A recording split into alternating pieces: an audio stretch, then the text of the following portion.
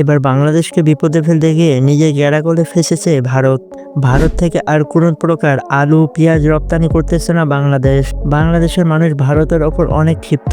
বিজিবির নেতা শুভেন্দু এবং মহিতরঞ্জন ঘোষের মতো সাংবাদিকরা বাংলাদেশের নামে নানা ধরনের মিথ্যা তথ্য ছড়াচ্ছে এবং বাংলাদেশ এবং ভারতের মানুষের মধ্যে বিভেদ সৃষ্টি করছে।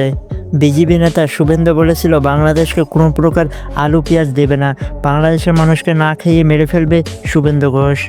মশা মাছি হেঁটে গেলে মারিয়ে নিয়ে চলে যাবো আমরা। কিন্তু ঠিক উল্টোটি ঘটেছে বাংলাদেশ এবং ভারতের সাথে। ভারত আমদানি করছে পাকিস্তান এবং চীন থেকে পেঁয়াজ এবং আলু, যার ফলে ভারতের কৃষকরা ন্যায্য মূল্য পাচ্ছে না।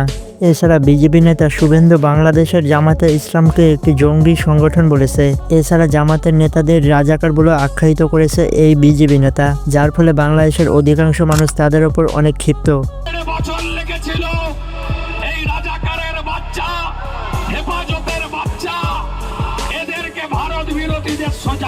বাংলাদেশের অনেক ইম্পোর্টারও প্রতিজ্ঞা করেছে যে ভারত থেকে কোনো প্রকার আলু পেঁয়াজ আনবে না। জিনিস নেবো না, দেবো না, একবারে ডাইরেক্ট। আমার অন্তর্বর্তী সরকারের কাছে একটা অনুরোধ, ভারত আমাদের বহু জ্বালাচ্ছে। আর বাংলাদেশের এই দুঃসময়ে চীন এবং পাকিস্তান বাংলাদেশের পাশে দাঁড়িয়েছে।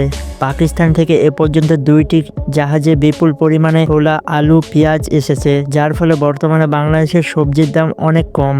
অন্যদিকে ভারতের অবস্থা বর্তমানে অনেক খারাপ। ভারতে বর্তমানে আলু পেঁয়াজের দাম মাত্র 2 থেকে 3 টাকা কেজি, যার ফলে ভারতের কৃষকেরা তাদের ন্যায্য মূল্য পাচ্ছে না এবং তাদের কৃষিকাজে ব্যবহৃত খরচপাতিও উঠাতে পারতেছে না। এ কারণে ভারতের কৃষকরা মহিতরঞ্জন ঘোষ এবং শুভেন্দুর বাড়ি ঘেরাও করেছে।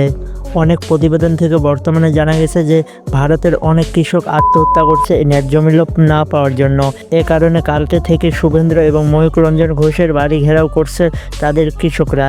একটি ভিডিওতে দেখা গেছে যে পার্লামেন্ট থেকে বের হয়ে শুভেন্দুকে জুতা পিটা করেছে জনগণ। এছাড়া মহিতরঞ্জন ঘোষকেও পেলে তারা মারধর করবে। ভারতের কৃষকরা মনে করছে রিপাবলিক বাংলার সব ভুয়া তথ্য ছড়াচ্ছে এবং বাংলাদেশ এবং ভারতের মধ্যে দ্বন্দ্ব সৃষ্টি করছে। তারা শেখ হাসিনাকে আবার দেশে ফেরত পাঠানোর জন্য অনেক কৌশল পথ বেছে নিচ্ছে, কিন্তু আমাদের ডক্টর মোহাম্মদ ইউনূস অনেক ঠান্ডা মাথার মানুষ হওয়ার কারণে এ সকল ষড়যন্ত্র তিনি কঠোর হাতে প্রতিহত করছেন।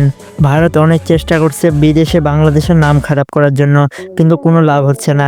তো যাই হোক গাইজ, আপনারা কে কে ভারতের পণ্য বয়কট করতে চান তারা অবশ্যই কমেন্টে জানাবেন। তো বন্ধুরা, ভালো থাকবেন, সুস্থ থাকবেন, আল্লাহ হাফেজ।